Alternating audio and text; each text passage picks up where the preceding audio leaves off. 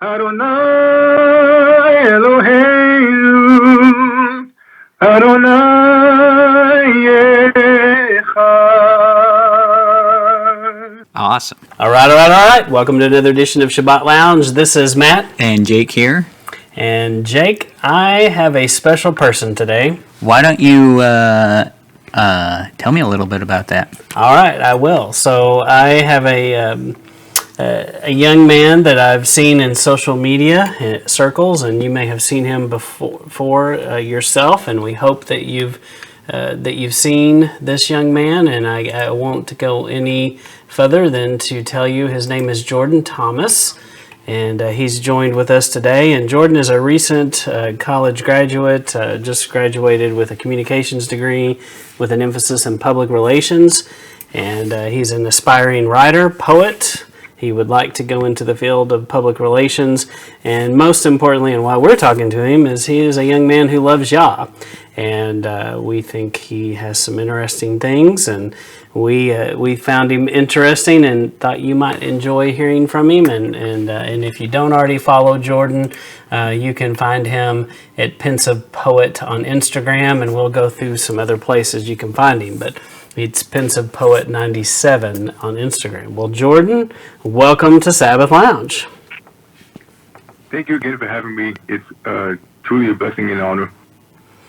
Great. Well, we're so glad that it worked out and you had time for us today. So, and all right. Without further ado, we got some questions for you, and we look forward to hearing about what's going on in your life.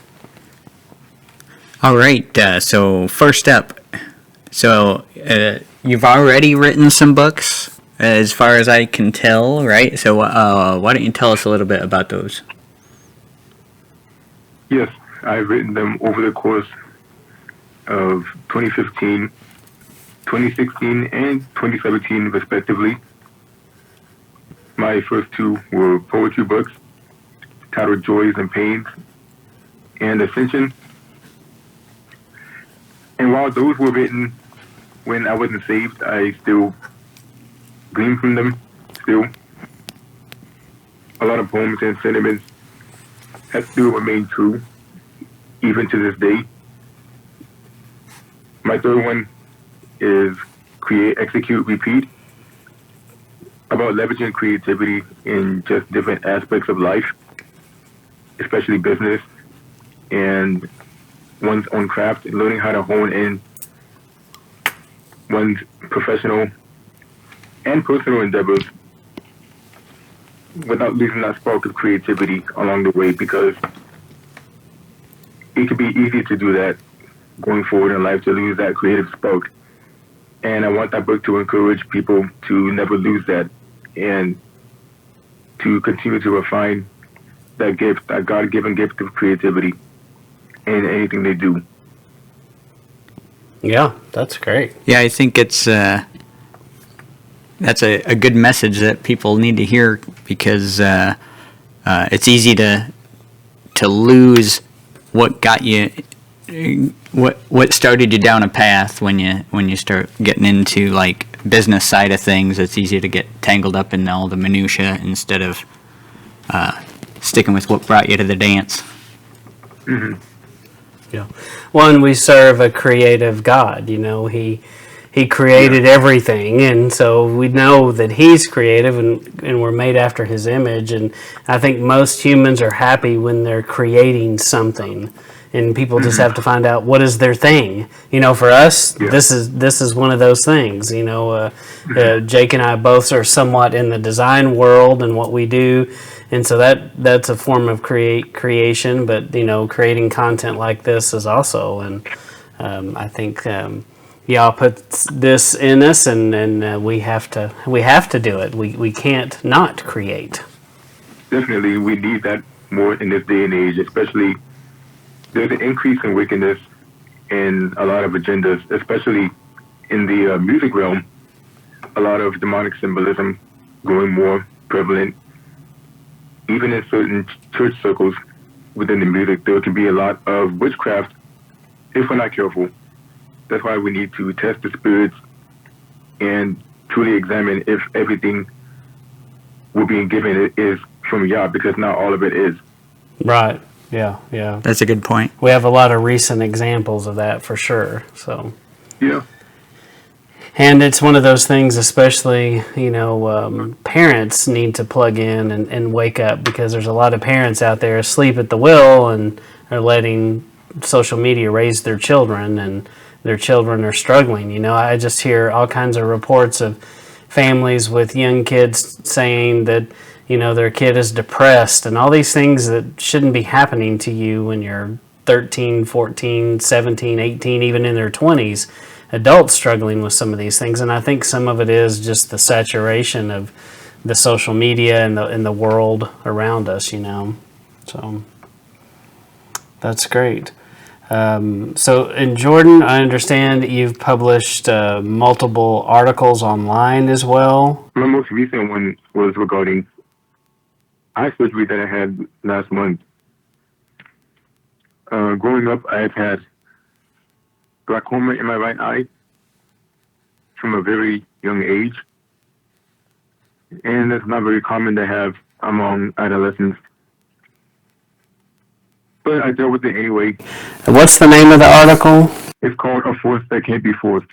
And when I say force, I'm talking about a combination of determination and endurance, especially endurance, because there are going to be different things in life that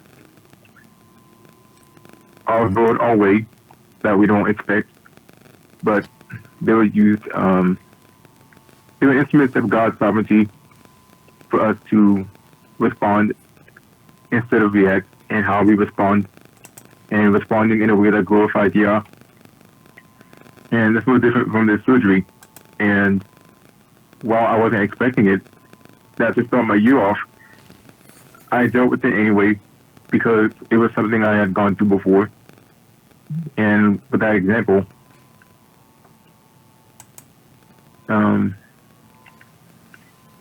it's just an example of an occurrence in life that will allow us to really press into God and humbly seek Him, because we don't know what tomorrow brings. It's not promised. And the best we can do is stay in prayer and adapt accordingly. Yeah, that's right.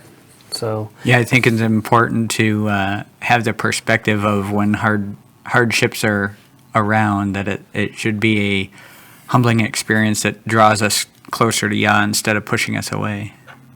Definitely. yeah, no, that's good. All right, so, and Jordan, as some of you may have heard, Jordan likes to sing, and we know you like music, so tell us a little bit about, do you currently have anything recorded? Like, I do see that you've got something on Spotify, but do you have anything recorded? Not recently. My main song I've put out is Back to the Root, and I had put that out back in 2019, October of that year, and I had written down those lyrics August of that same year. And essentially the song is about just all of us returning back to the ancient path and returning back to God's ways as they were taught in that time period, and learning to humble ourselves and stop trying to overthrow God's authority by replacing it with church traditions and rabbinical traditions, and just get back to what Yeshua taught in fullness, which is Torah. Amen to that. Yeah, that's a good, I like the premise behind that song.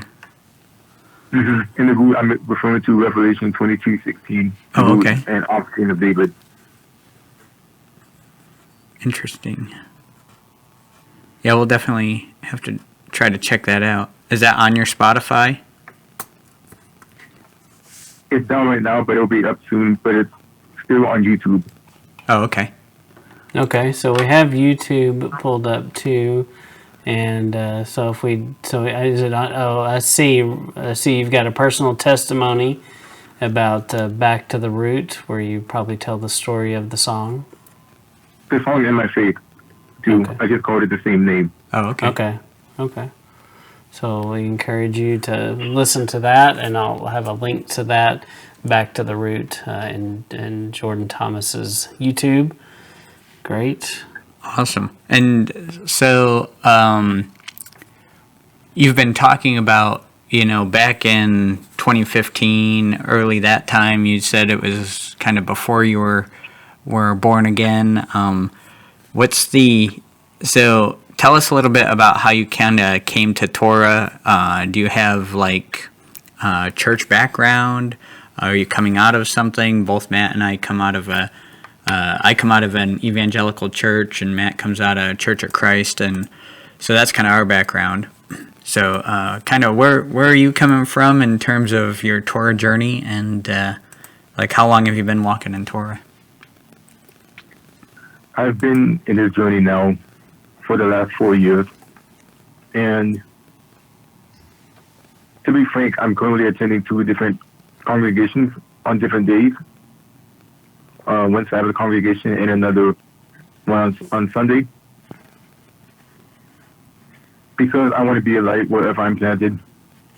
And I'm going to get more into this in the next few questions, but I want to be a vessel for the Messianic community in terms of being a light and being a seed sower and sowing seeds to places where I may not always agree doctrinally.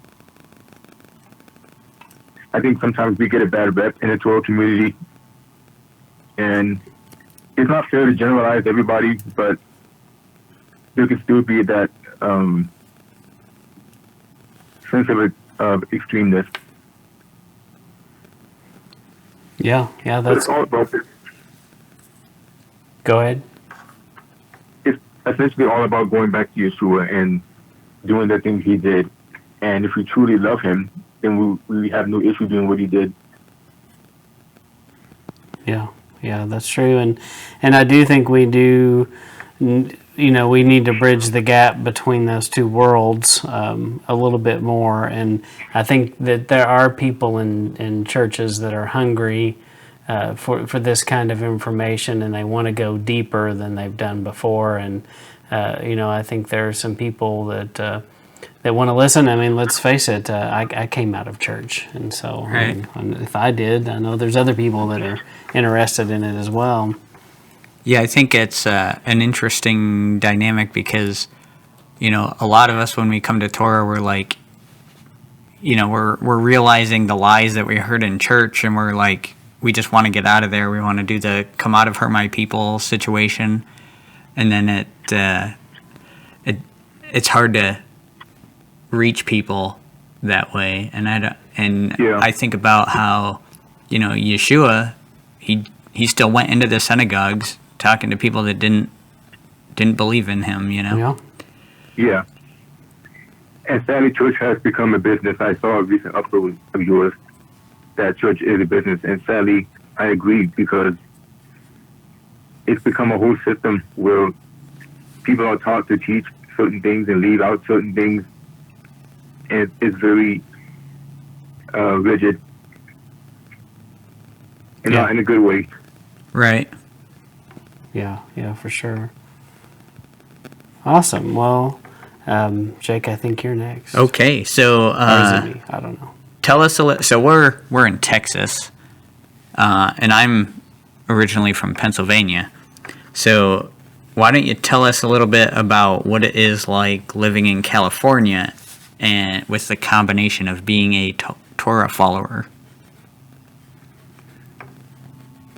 It's like double trouble, to be honest, because on one hand, California in and of itself is not a very godly state, but I do believe every state has a remnant. But as a whole, its livelihood, its lifestyle, and what it promotes and normalizes is the complete antithesis of everything in the Bible. And on the other hand, um, Americanized Christianity is running rampant, and that's a battle in and of itself to deal with. Yeah, you kind of, Yeshua says that he came for the sick, and Yeah. California is definitely ill right now, I think. Yeah, sometimes I feel like Jonah, but Yeah. a lot of people feel that same way. But we can't be prideful because we were once in that same state, Exactly. and I try to keep that in mind.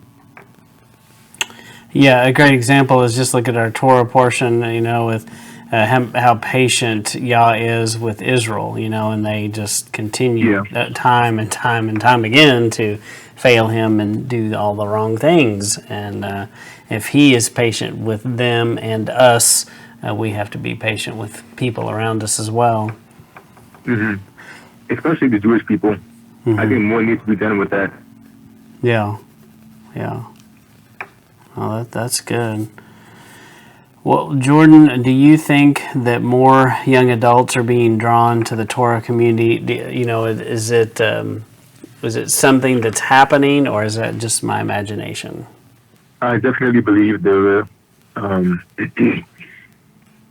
more young people being drawn to Torah, not just in California, but in the United States as a whole. I saw many of them on social media. Yeah. And why do you think that is? Honestly, I think people are tired of being given the same regurgitated messages for mainstream Christianity, and always stopping at salvation, but never going beyond that. Never about the gospel of the kingdom and about God giving us these instructions, and never learning why, other than to show how sinful we are that we can't keep it. But passages like Luke 1:6 and Deuteronomy 30 verses 10 through 14 prove otherwise. Exactly. People make God out to be arbitrary and giving us commands that he knew we wouldn't keep. Like, God is not sadistic, and I think younger people truly want to know the heart of the Father and truly seek for that sense of authenticity, alluding back to the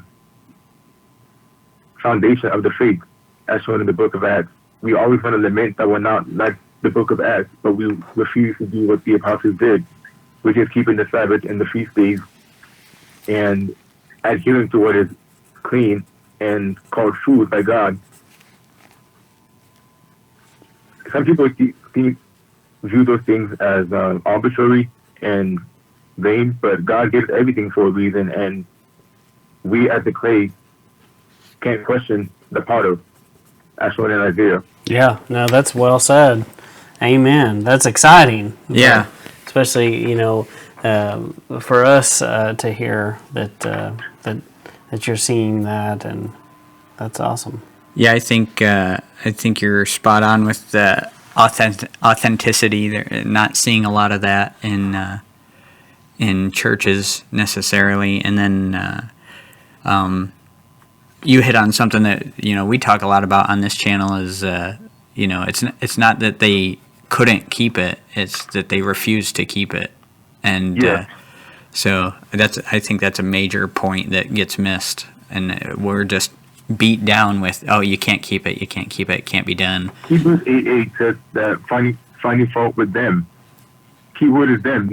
It's not God's fault. Right. Yeah, exactly. Well, it's kind of along the same lines about people waking up to Torah. What do you see are some of the biggest issues for young adults in the Torah community? One of the biggest issues I see is there is a lack of fellowship. I mean, in-person fellowship, but I don't blame them because there aren't that many congregations around, because this is not very popular to teach. And we end up replacing ministry and replacing fellowship with online mediums, which isn't bad in and of itself, but having that as the primary means is not always good. And because of that, we end up becoming tossed to and fro by different winds of doctrine and different sources on YouTube, which aren't always accurate. It's important to study context, biblical, historical, and cultural context, and to not overcomplicate things. And sometimes in the quote unquote Hebrew roots movement, we tend to there tends to be extra information that has not always been analyzed properly, and it gets passed off. I think people shouldn't be in such a rush to separate themselves from mainstream Christianity that they end up losing sight of Yeshua and what he truly came to do, which is to magnify and fully preach the Torah in its fullness, which includes the weightier matters. Because if all we do is keep Shabbat and eat clean and wear tzitzit and fringes and everything like that, but our hearts haven't changed and our behavior hasn't changed, then all we pretty much have is a change of address. They both matter and go hand in hand, and that's always been the central theme. God always desired repentance. He always desired our hearts to be fully aligned with what he is doing for us and his plan of salvation. It's always been about the heart.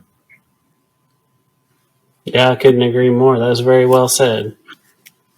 Yeah, that's something that we found early on too. This lack of fellowship. It's hard to find people that are doing the same thing. And then, like you were saying, you go online and find you get into your little Torah bubble, and then everything you hear you just think is right.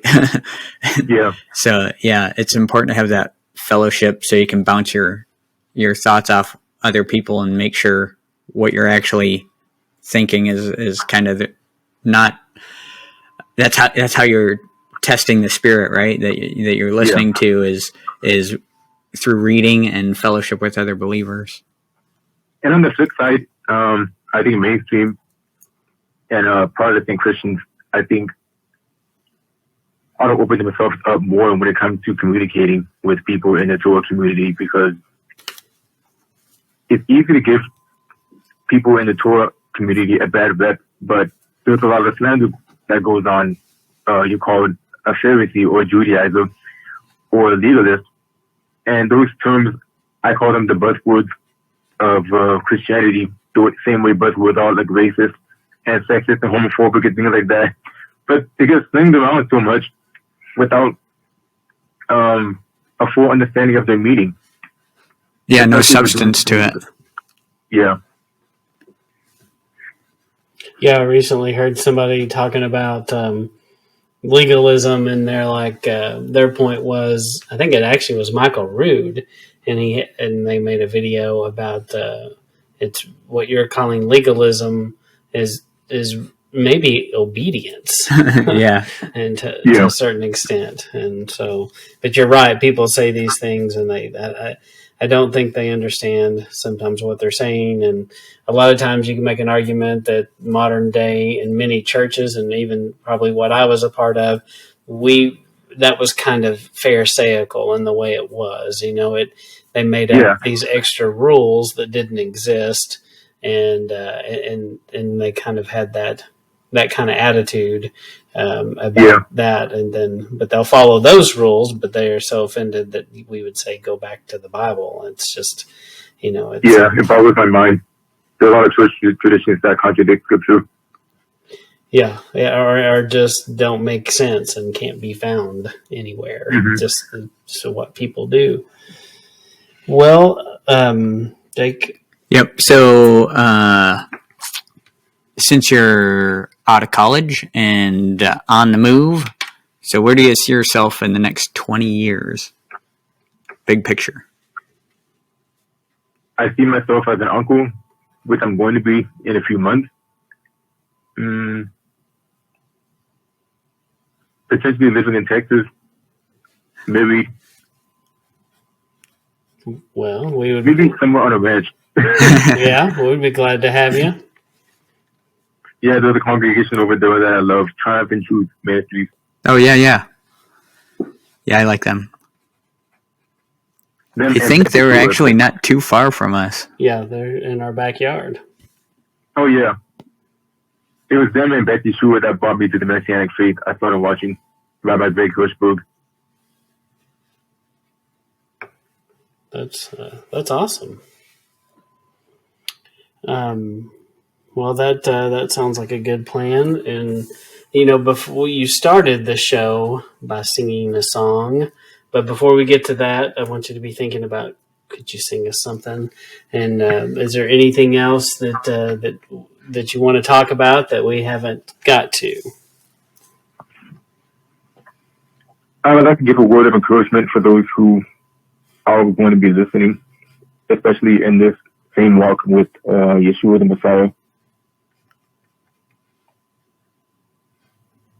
Fellow Messianics, for those like myself, while there are good sources when it comes to the internet and stuff, don't let that be the main source where you get your doctrine from.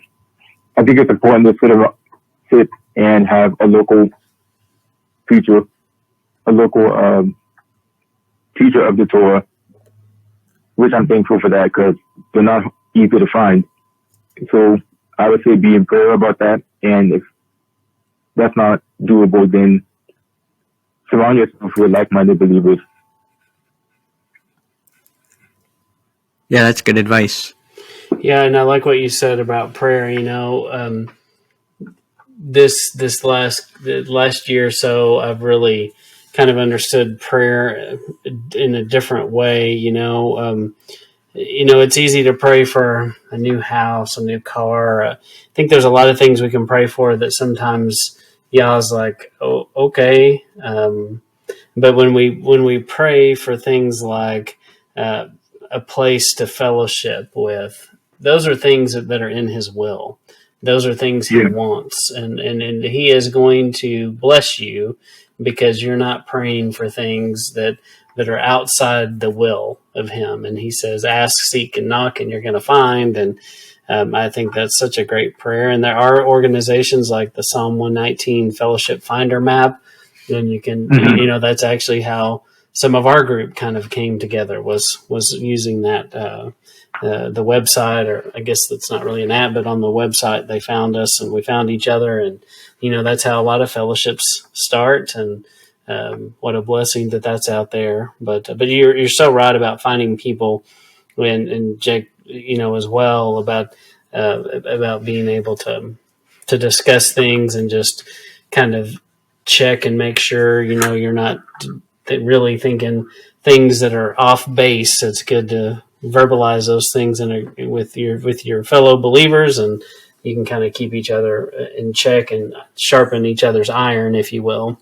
Yeah, I kind of see it similar to, really anything that you're going to go talk to other people about. I mean, when you come home and you're with your family, that's the time to, flesh out ideas that you might have before you take them out into the world, because your family is a loving, protected environment that will shoot down your dumb ideas in a loving way. Whereas if you just start spouting stuff out in the world, it's you're not going to a friendly crowd usually. So and similarly with fellowship, it's good to work those things out inside your fellowship and hear different back and forth before you start taking these ideas to people, because you don't want to be spreading false ideas that you later come back and find out, oh, that wasn't right, because you can't put all the feathers back in the pillow after you've dumped it in the wind. Yeah, and even if you don't agree as far as theology goes, I have many friends that are in the in Messianic congregations, and we still find common ground. It's important to remember that we're not each other's enemy. There's one flock. Yeshua called us to be one flock.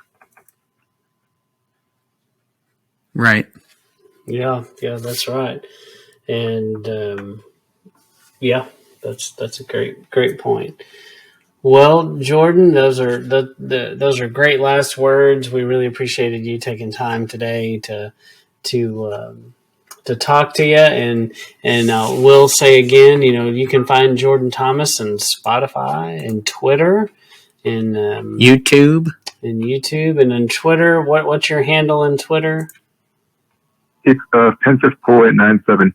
Yep. Same as Instagram. Okay. So Pensive Poet 97. He's got a LinkedIn profile and TikTok and YouTube. And also, if you know someone that is hiring and you need a young man in the field of communications and public relations, we found your guy. We've already found him. We did it. We did the work for you. That's right. Well, Jordan, if you have it on your heart? Okay, so I have one. I haven't put it out yet, but I'm hoping to someday officially record it. That sounds great. The title is Example or Excuse. You sure it's either one's example or their excuse.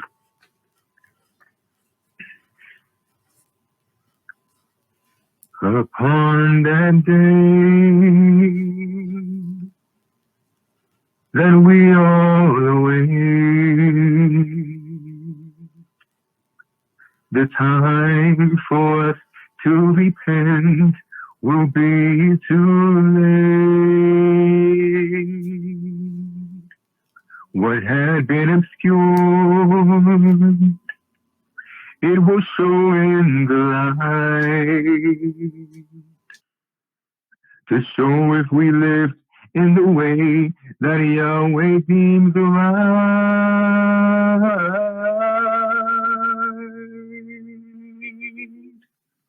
For there will be one who shall overcome,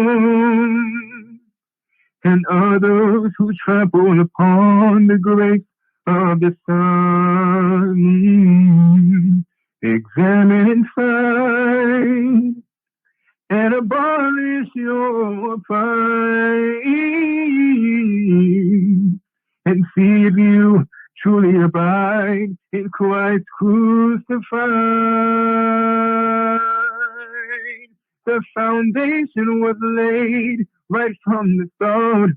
Return unto Him with all of your heart. He stands at the door, providing a way. Wholeheartedly turn and obey. For it's not always easy, but He is with you and helping to live out His permanent truth. Eventually, we all will have to choose. Go on and choose. Is He your example or excuse? Pretty straightforward. Wow, That was awesome. fantastic. That's great. I can't wait to have that one out. My wife will love that song. Yeah. Tell us the name of it again. Example or excuse. Example or excuse. All right. And all right. That's great. Well, that seems like a good place to leave it with. And Jordan, we just pray that y'all will continue to bless you as you seek Him and follow His ways. And we look forward to seeing what happens with you. And we know we can follow you on social media and kind of keep up with things going on in your life. And just reach out if you ever need anything from us. We'd be happy to help in any way. I appreciate it, and likewise. You're a blessing. Well, thank you. I appreciate you taking time today to talk to us. And so, Jake had a great interview, a touch of greatness with Jordan Thomas. That's right. Definitely look forward to the things that are coming his way.